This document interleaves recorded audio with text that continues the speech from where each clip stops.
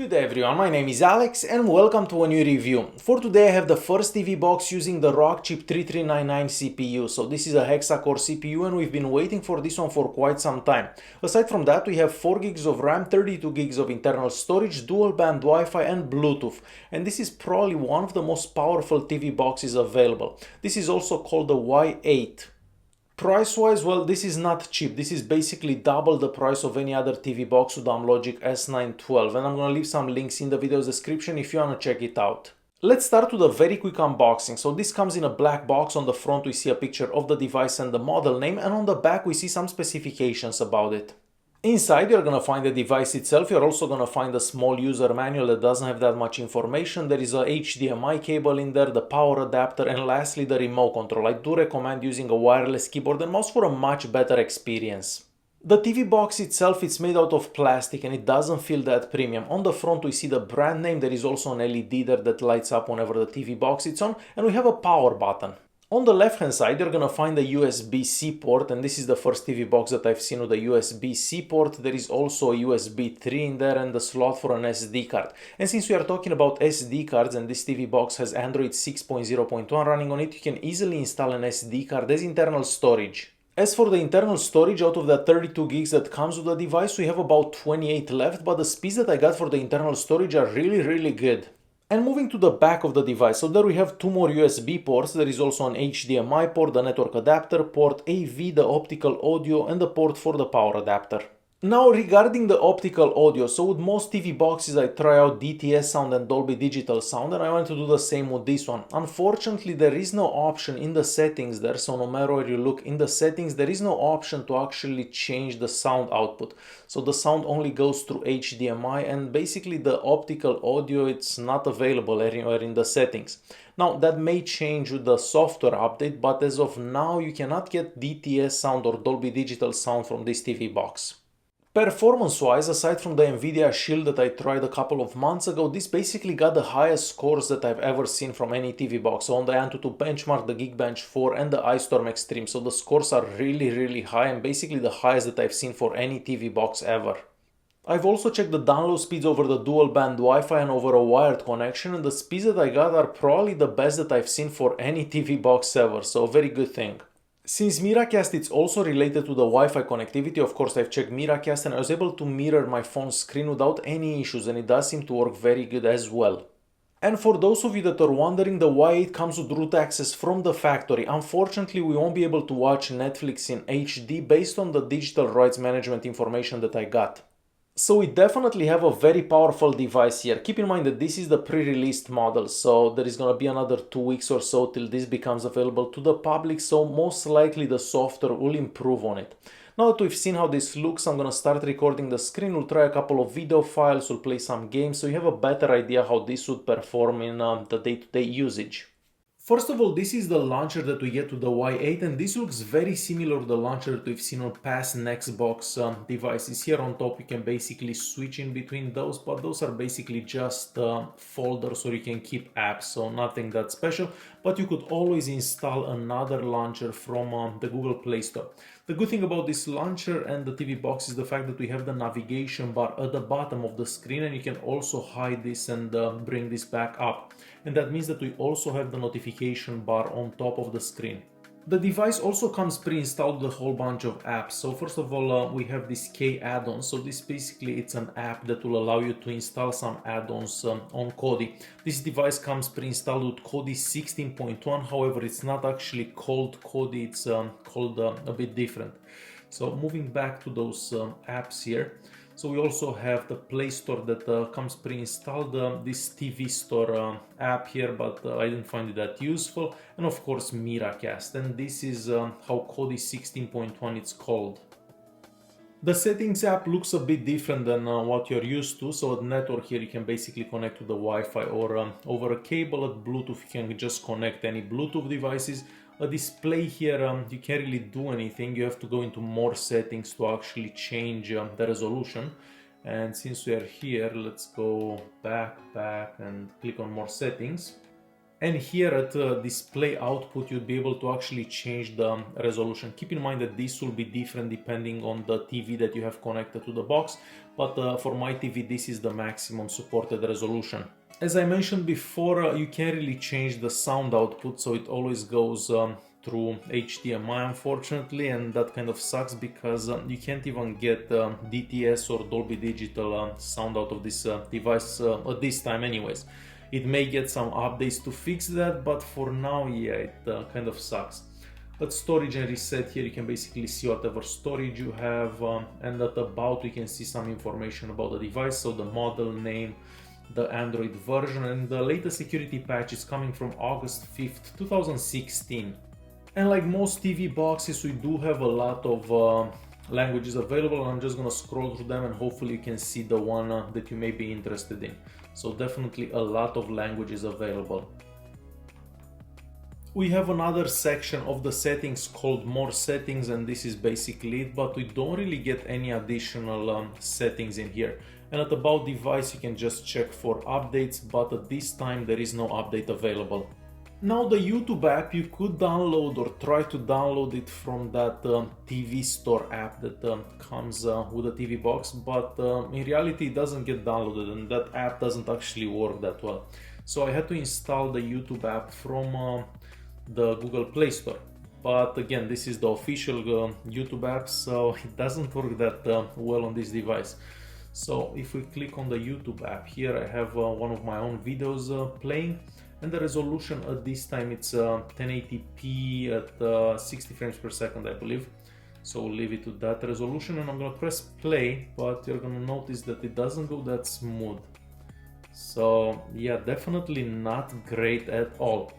So hopefully that TV Store app starts working in the future or something, and then you could download their own version of the YouTube app, because the official YouTube app, yeah, it doesn't go good at all. This also comes pre-installed with Kodi 16.1 and they have their own skin on top of it. Unfortunately, you cannot update to Kodi 17 from the Google Play Store, so even if I go to the Google Play Store, it looks like this, but you cannot actually get an update for Kodi 17. And going back to Kodi 16.1, unfortunately there are no add-ons that come pre-installed, and technically you could use that K add-ons app, but in reality it doesn't actually work. So I tried to install some add-ons, but none of them actually get installed.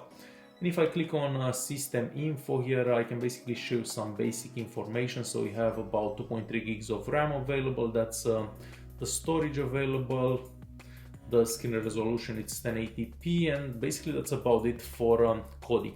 Now I'm gonna try to install an add-on so we can see how well Kodi does for playing a random add-on.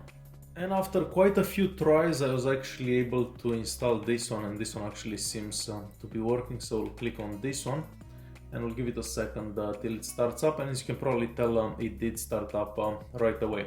But again, Kodi will work good on any TV box, and you don't really need 4 gigs of RAM for Kodi. And since we have Kodi opened, I have my USB stick plugged in, and we're gonna try some video files and see how well they do. So we'll start with the first one, and this one, it's the first one. I did try a couple of files before, and I know that some of them work, but I was quite surprised to see that one that I was actually expecting to work very well didn't do so well. So this one does work very good. So we'll stop this one and we'll move to the next one. And this is the next one, and this one didn't work that well last time. So first of all, we see some green looping screen, and it doesn't go smooth at all. So yeah, I've never seen this on any TV box, not even those ones with like the Wechip 3299 or whatever. So those very slow ones, so very unexpected. The next one, it's this 4K file at 59 frames per second. This one does do extremely well. So I'm gonna skip forward. So this one does do very good, so no issues with this one. The next one, it's another 4K file at 50 frames per second. As you can probably tell, this one also does extremely good as well. So no issues with this one. And moving to the next file, and this is gonna be the next file. Again, this one works without any problems. We'll skip forward. And as I was expecting, it does work extremely good. The next one, it's gonna be this one. the strangest movie ever. We'll skip all the way to the end. And of course this one also works good. We'll stop this one and move to the next one, which is this one.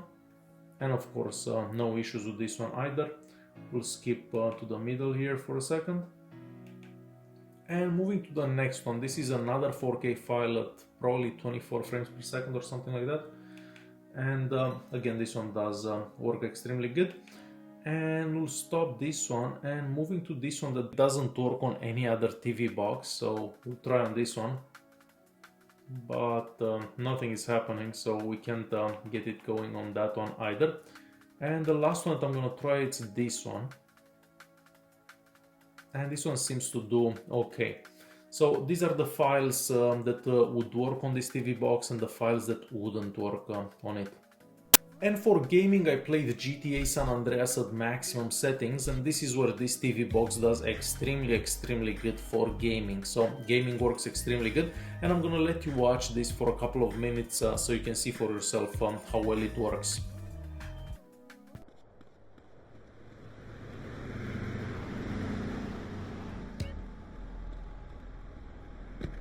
I'm jacking your sorry ass, punk.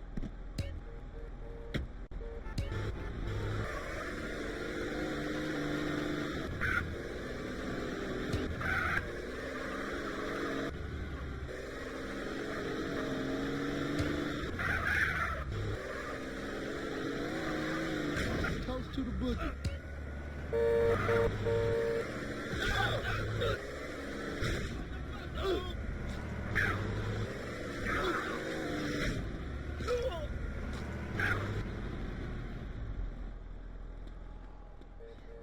I like to share too, thank you.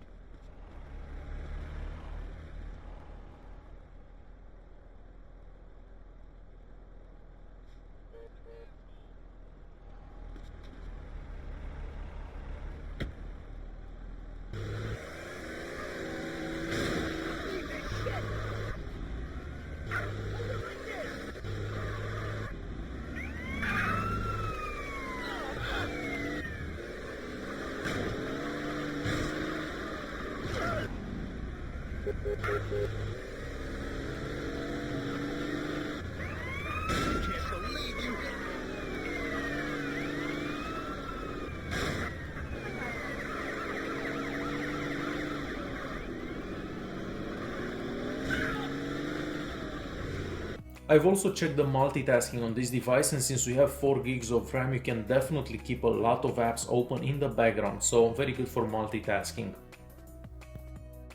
And it's time to conclude this video. So this is definitely a very expensive TV box. I mean, it costs around $140 at the time of this video, and well, that's about $50–60 cheaper than the Nvidia Shield, so you could easily get the Nvidia Shield for another $50–60. However, I do imagine that in about a couple of weeks the price for this will drop, and eventually it's probably gonna be around $80–90. But still, it is quite expensive, but it is a powerful TV box, so mostly if you're into gaming and stuff like that, this would be good for that. But just for basic watching some Kodi streams and stuff like that, this is definitely overkill, and you don't need 4 gigs of RAM for that. Hopefully it will get better with a couple of updates, because as of now we don't get DTS sound, we don't get Dolby Digital sound. The Kodi add-ons that we can install from here don't actually work, so you're gonna have to install your own add-ons and so on. And the YouTube app, you've seen, it doesn't actually work that well either. So hopefully this will get improved with a couple of updates over time, but for now it's, well, even though it's fast, it's not the best TV box ever made. Alright guys, hopefully you enjoyed this video. If you did like it, press that like button, don't forget to subscribe, and I'll see you in the next one. Thanks for watching.